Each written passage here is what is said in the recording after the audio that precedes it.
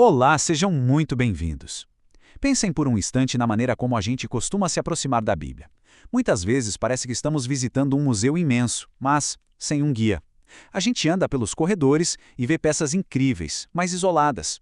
Numa sala tem um salmo que nos conforta. Em outra, uma lei antiga que soa até meio estranha.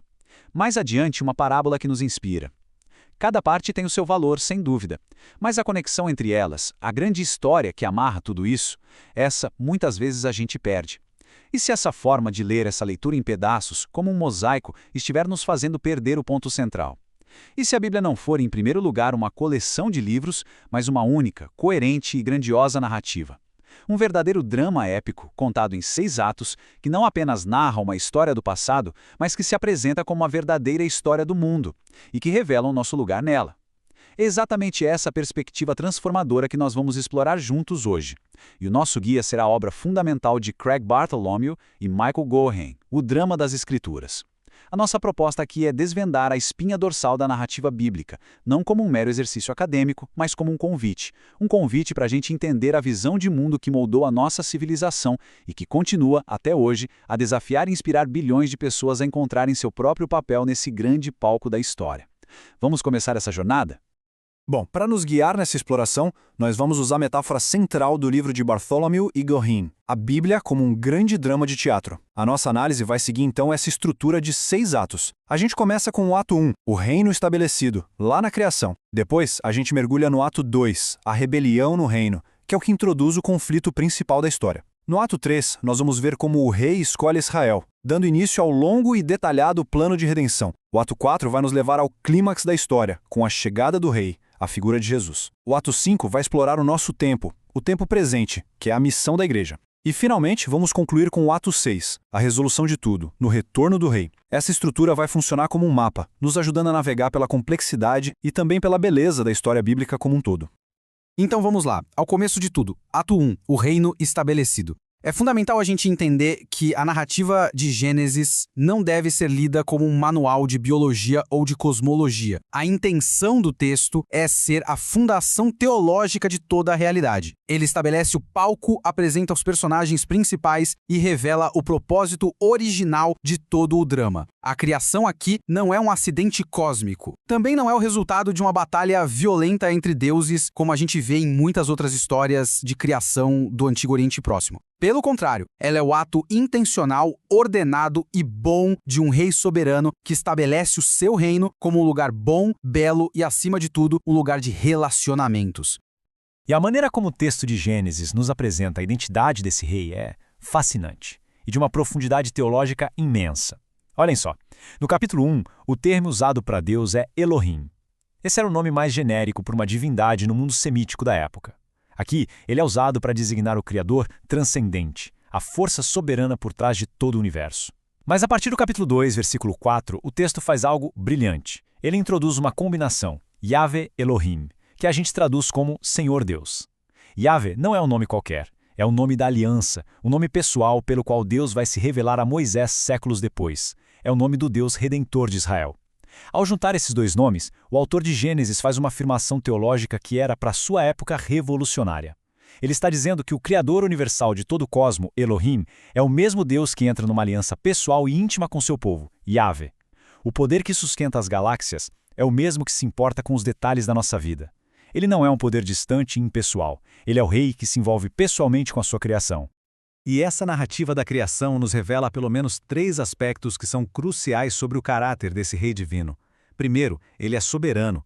A criação não exige esforço dele. Ela simplesmente acontece pelo poder da sua palavra. Haja luz e a luz passa a existir. E como um monarca que exerce autoridade total sobre seus domínios, ele nomeia o que cria: dia, noite, céu, terra. Nomear no mundo antigo era um ato de soberania. Segundo, ele é pessoal. Diferente dos mitos babilônicos, onde o mundo nasce de conflitos e violência entre deuses, aqui o Criador se envolve de forma íntima. Ele é retratado como um artesão, um oleiro que molda o ser humano com as próprias mãos. Ele sopra o fôlego de vida em suas narinas. O Espírito de Deus paira sobre as águas como uma ave que cuida do seu ninho. E terceiro, ele é relacional. A criação não é um monólogo divino. Desde o início, Deus estabelece uma rede de relações interdependentes. entre ele e a humanidade, entre os próprios seres humanos e entre a humanidade e o resto da criação. Esse rei deseja comunhão, não apenas obediência. O universo nasce de um ato de amor que busca um relacionamento. O ponto mais alto da obra criativa de Deus, o ápice, é a criação da humanidade à sua imagem e semelhança. Esse conceito, o de imago Dei, ou imagem de Deus, é absolutamente fundamental para a gente entender todo o resto da história. E é crucial a gente entender o que isso significa. Não se refere a uma semelhança física. No contexto cultural do Antigo Oriente, a gente tem uma analogia que ajuda muito. Um grande imperador, quando conquistava um território, colocava estátuas, ou seja, imagens de si mesmo, nas províncias mais distantes. Essas estátuas não eram para serem adoradas, mas serviam como um lembrete constante de quem governava aquele lugar. Elas representavam a autoridade e a presença do rei. Da mesma forma, ser criado à imagem de Deus é uma vocação, é uma função. Nós somos criados para sermos os representantes de Deus na Terra, os seus embaixadores. A nossa tarefa é refletir o seu governo, um governo sábio, justo, criativo e cuidadoso, sobre o resto da criação. E essa vocação é oficializada no que muitos teólogos chamam de mandato cultural. Lá em Gênesis 1, Deus comissiona a humanidade dizendo: sejam fecundos, multipliquem-se, encham e sujeitem a terra, dominem sobre os peixes no mar, sobre as aves do céu e sobre todos os animais. Agora atenção, esse comando para sujeitar e dominar não é, de forma alguma, uma licença para exploração predatória e destruição. É uma comissão para o desenvolvimento cuidadoso e criativo do mundo. É um chamado para a gente desvendar os potenciais que o próprio Deus escondeu na matéria-prima da criação. Cultivar a terra, construir cidades, compor música, criar arte, desenvolver a ciência, formar famílias, organizar a sociedade. Todas as esferas da cultura humana são, em sua origem, o palco onde a humanidade deveria exercer sua mordomia, seu cuidado real, para a glória de Deus. E trazendo isso para a nossa realidade brasileira, esse mandato nos chama a uma responsabilidade gigantesca com nossos biomas. A crise ambiental na Amazônia, no Pantanal, sob essa ótica, ela não é apenas uma questão ecológica ou econômica, ela é fundamentalmente uma questão teológica. Representa uma falha profunda em cumprir nosso chamado original de cuidar do jardim que nos foi confiado. E assim, o primeiro ato se encerra. O palco está montado, a cena inicial está estabelecida. Deus estabelece um reino que é inerentemente bom, um cosmos de harmonia e paz. É o que os hebreus chamavam de Shalom, uma paz que significa muito mais que a ausência de conflito. Significa plenitude, integridade, bem-estar em todas as relações. Nesse reino, o rei habita com seus representantes, a humanidade, que recebeu a nobre tarefa de cuidar, cultivar e desenvolver o potencial da criação. Todas as relações com Deus, com o próximo, com a natureza, são perfeitas, são plenas. Essa é a visão do mundo como ele deveria ser. É o ponto de partida, a norma original para a qual toda a história da redenção vai buscar retornar e, no final, até mesmo superar. É, por assim dizer, o projeto original do arquiteto. Bom, todo grande drama precisa de um conflito, não é mesmo? Precisa de um incidente que incite a ação, que coloque a trama em movimento. No drama das Escrituras, esse momento trágico e definidor chega no ato 2, a rebelião no reino.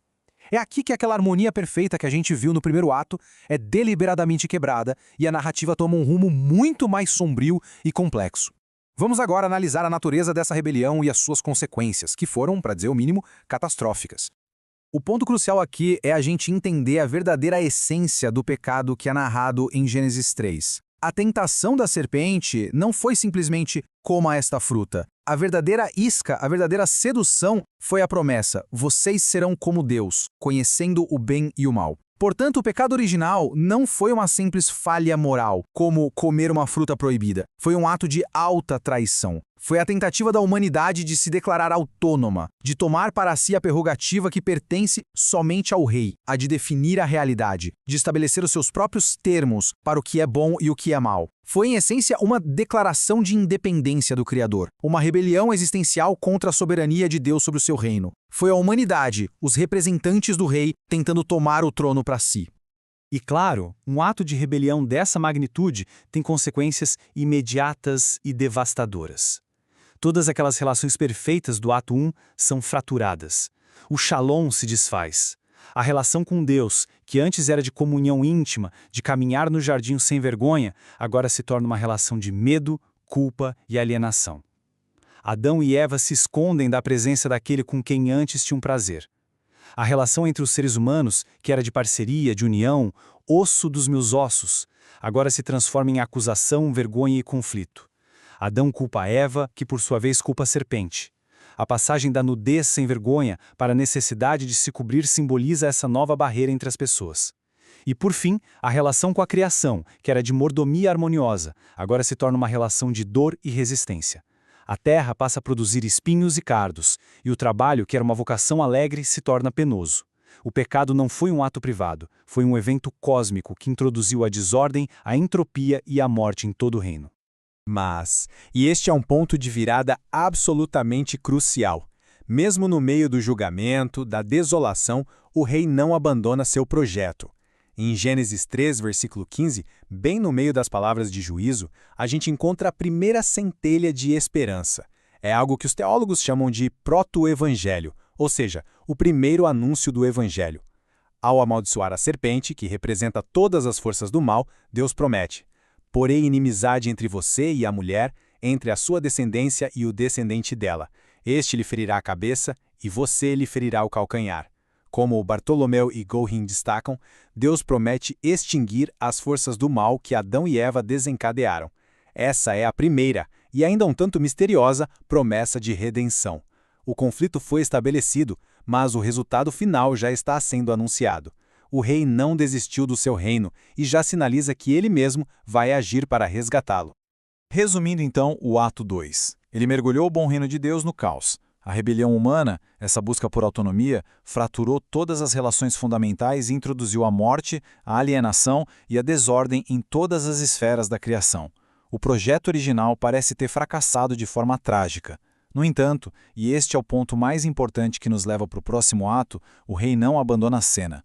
Pelo contrário, em sua graça, ele imediatamente inicia o longo e por vezes doloroso processo de redenção, prometendo que no final ele vai triunfar sobre o mal que agora contamina sua criação. A tensão dramática está no ar, e a pergunta que vai impulsionar todo o resto da história é: como? Como o rei vai agir para cumprir a sua promessa e restaurar o seu reino? E a resposta para essa grande pergunta nos leva direto para o ato 3. O rei escolhe Israel. E aqui nós entramos no ato mais longo da Bíblia, de longe. Ele cobre praticamente toda a vasta extensão do que nós conhecemos como o Antigo Testamento. Diante da rebelião universal da humanidade, que a gente vê se espalhando de Caim até a Torre de Babel, Deus não implementa um plano de resgate genérico, abstrato. Pelo contrário, ele adota uma estratégia que é surpreendente e até paradoxal, uma estratégia particular. Ele escolhe um homem idoso, como esposa estéril, Abraão e Sara. E é através dessa família improvável que ele vai iniciar o seu plano de restauração para o mundo inteiro. Para a gente entender a magnitude desse ato, é bom ter um panorama histórico, uma linha do tempo. A história começa lá por volta de 2000 a.C., na Mesopotâmia, com o chamado de Abraão e aquela promessa incrível de que, através dele, todas as nações da terra seriam abençoadas. Damos um salto de alguns séculos e chegamos a Moisés, por volta de 1446 a.C., com o evento que vai definir a identidade de Israel para sempre, o Êxodo, a libertação da escravidão no Egito, seguida pela entrega da lei no Monte Sinai. Depois, por volta de 1050 a.C., Israel se torna uma monarquia, com reis como Saul, Davi e Salomão, um período de glória, mas também de muitos problemas. Infelizmente, aquela semente da rebelião do ato 2 continua a germinar e o reino se divide em dois por volta de 930 a.C., Israel ao norte e Judá ao sul. E o ato se encaminha para o seu ponto mais baixo, o exílio, quando o reino do norte cai para a Síria em 722 e mais tarde o do sul é levado cativo pela Babilônia, em 586. Cada um desses marcos é uma etapa crucial no desenrolar do plano de Deus. A estrutura fundamental através da qual Deus se relaciona com Israel nesse longo ato é a aliança, em hebraico, Brit. Esse conceito é o coração do Antigo Testamento. O teólogo O. Palmer Robertson tem uma definição brilhante para isso. Ele diz que a aliança é um vínculo de sangue soberanamente administrado. Vamos analisar essa frase. É um vínculo, o que indica uma relação pessoal, íntima, não um contrato frio e comercial. É de sangue, o que significa que é um compromisso da mais alta seriedade, um compromisso de vida ou morte, muitas vezes selado com sacrifícios. E é soberanamente administrado, o que quer dizer que é Deus, como Rei soberano, quem inicia a aliança e estabelece os seus termos.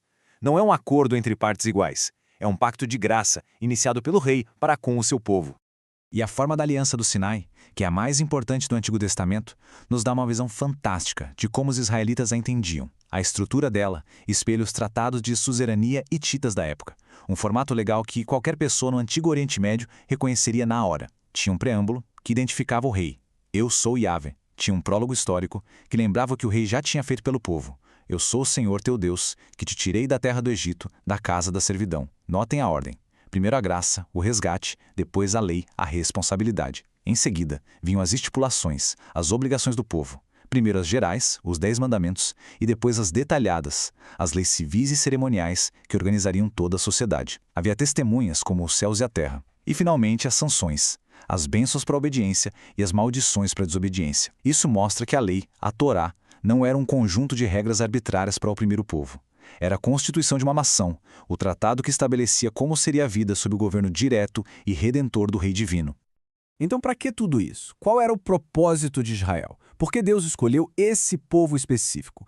A vocação de Israel, que foi declarada lá em Êxodo 19, era ser um reino de sacerdotes e uma nação santa. A ideia era que eles funcionassem como uma vitrine para o resto do mundo. Eles deveriam demonstrar na sua vida social, política, econômica e religiosa como é a vida quando a humanidade vive em harmonia sob o governo do seu Criador.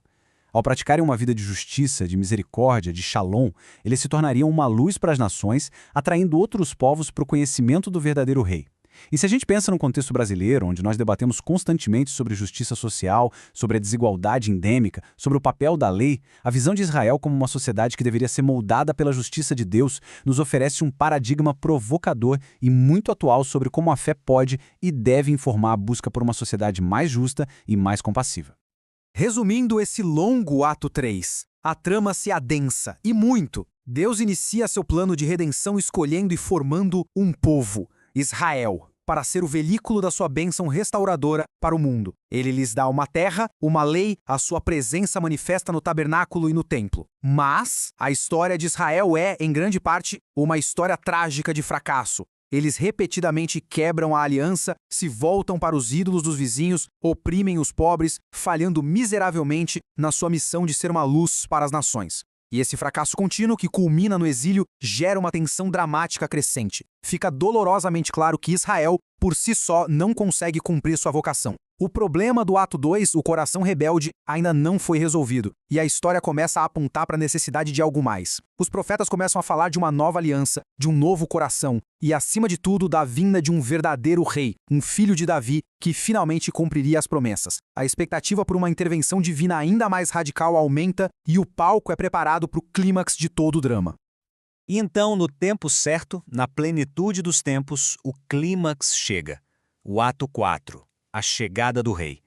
Depois de séculos de promessas, de profecias, de uma expectativa crescente, o próprio rei entra em cena. E de uma forma que ninguém poderia ter imaginado. Ele se torna um de nós. A vinda de Jesus de Nazaré não é apenas mais um evento na história de Israel. É o ponto de virada decisivo de todo esse drama cósmico. É o momento em que Deus age de forma definitiva para resolver o conflito que foi introduzido lá no ato 2 e para cumprir as promessas que foram feitas no ato 3. Para a gente entender o impacto da chegada de Jesus, é fundamental contrastar o que se esperava com o que de fato aconteceu. A expectativa judaica do primeiro século, moldada por séculos de opressão sob diferentes impérios, assírios, babilônios, persas, gregos e agora romanos, era em sua maioria por um Messias político e militar.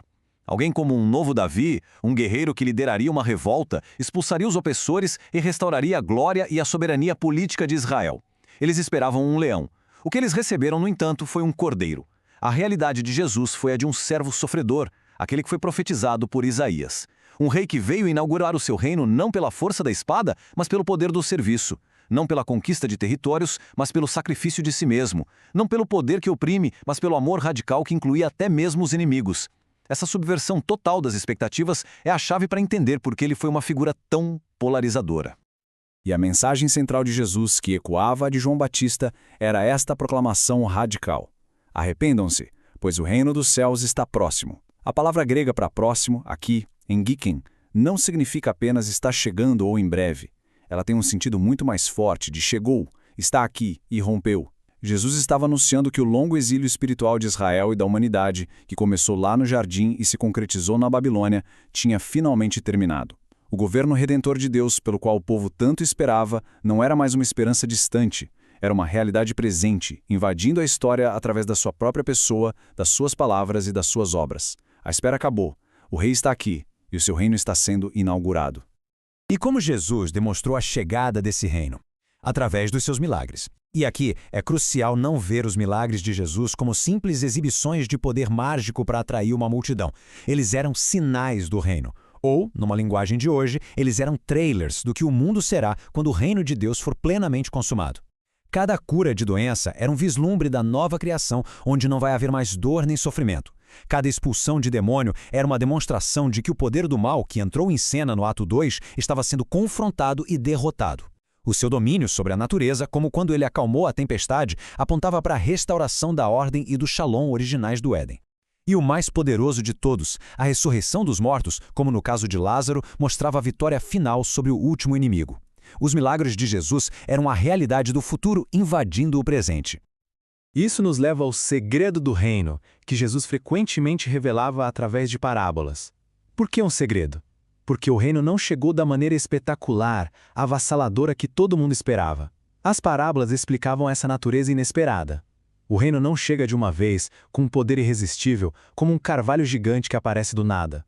Pelo contrário, ele cresce discretamente a partir de inícios humildes, como uma minúscula semente de mostarda. Ele não vem com uma força que esmaga toda oposição. Em vez disso, ele vem como um semeador cuja semente pode cair num solo ruim e ser rejeitada. E, crucialmente, o reino coexiste com o mal nesse tempo presente, como o trigo e o joio que crescem juntos no mesmo campo até o dia da colheita final.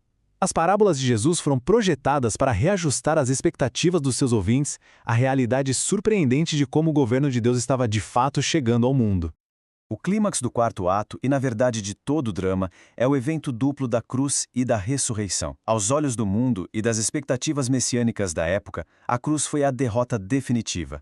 A execução humilhante de um pretenso Messias nas mãos do poder romano. Mas, na lógica paradoxal do reino, a cruz é a vitória. É o momento em que o rei, num ato de amor sacrificial, absorve em si mesmo toda a rebelião, o pecado, a violência e a morte do mundo, desarmando assim os poderes do mal na sua raiz. A cruz não foi um acidente trágico, foi o trono do servo-rei. E a ressurreição, que se seguiu 3 dias depois, não foi apenas a reanimação de um cadáver, foi o evento que inaugurou a nova criação. O futuro de Deus invadiu o presente de forma irreversível. A ressurreição de Jesus é a primeira amostra, o primeiro fruto da renovação prometida para todo o cosmos.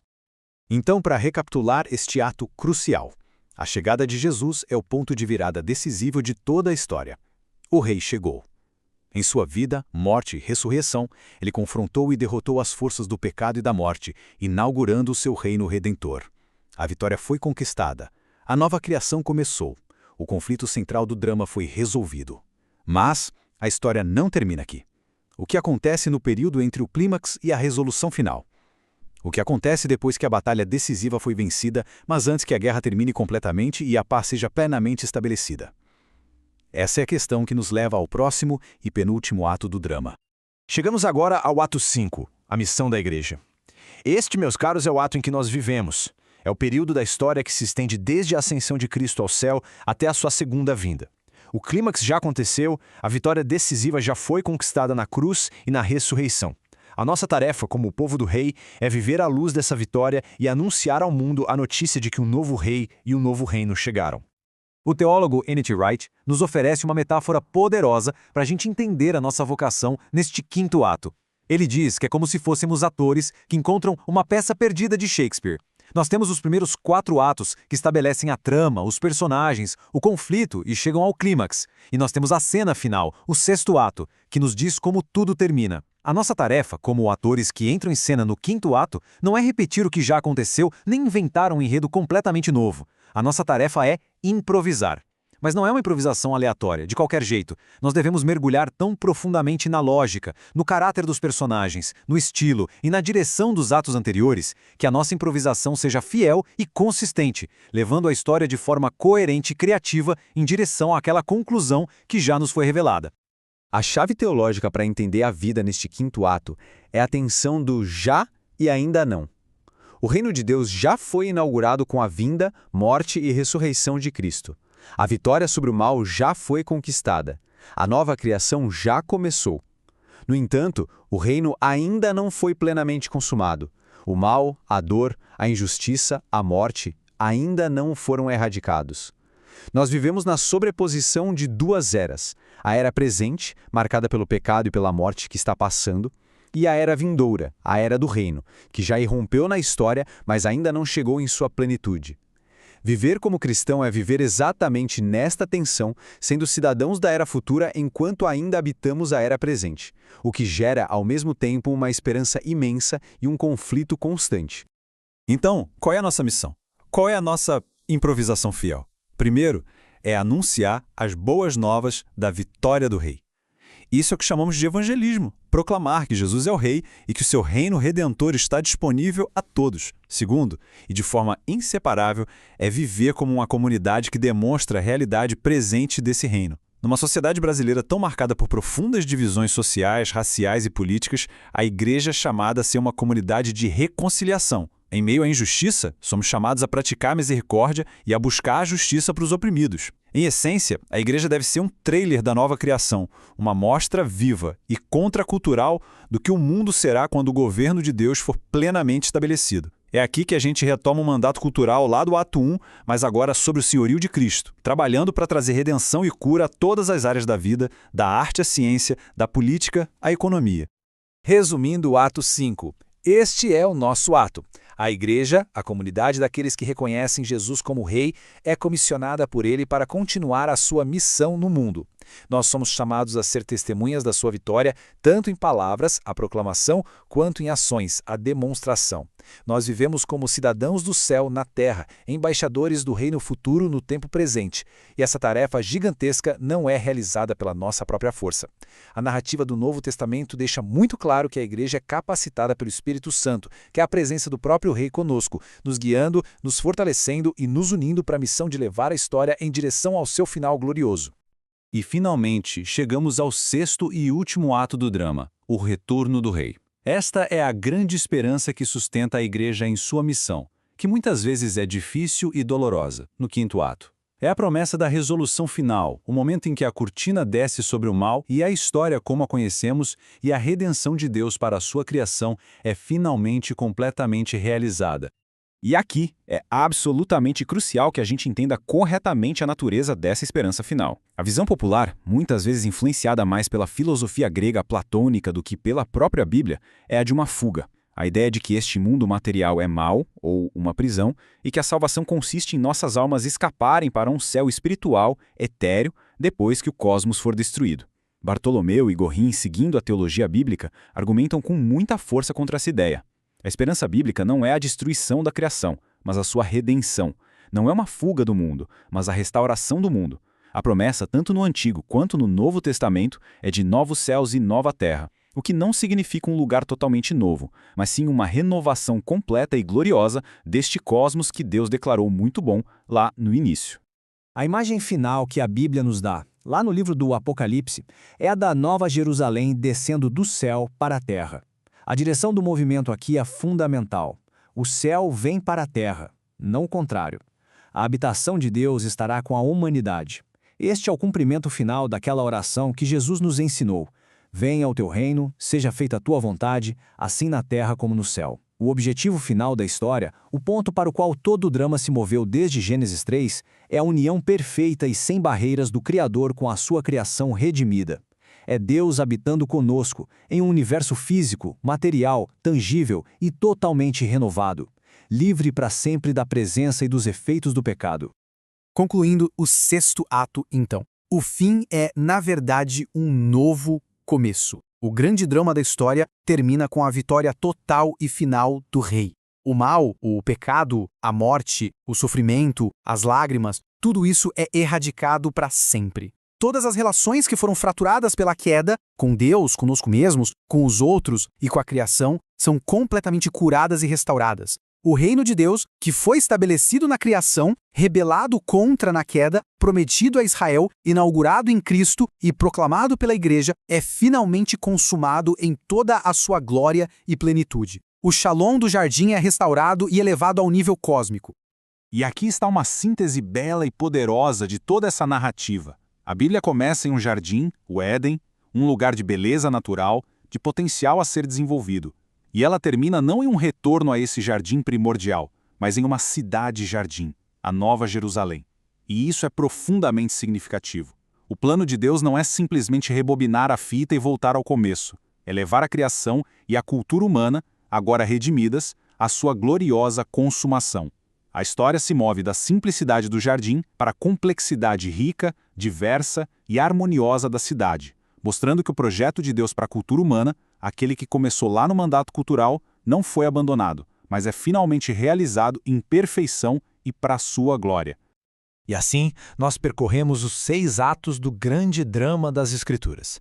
Vimos como Deus estabeleceu o seu reino, como a rebelião o desfigurou e o longo, complexo e maravilhoso plano que ele colocou em ação para redimi-lo. Um plano que culminou em Cristo e que se estende até a consumação final. Isso nos deixa com uma questão em aberto, uma reflexão inevitável. Para quem vive no 5º ato, a história ainda não terminou. E compreender a grande narrativa da qual se faz parte, inevitavelmente levanta a pergunta: qual é o papel a ser desempenhado neste ato que está sendo escrito agora?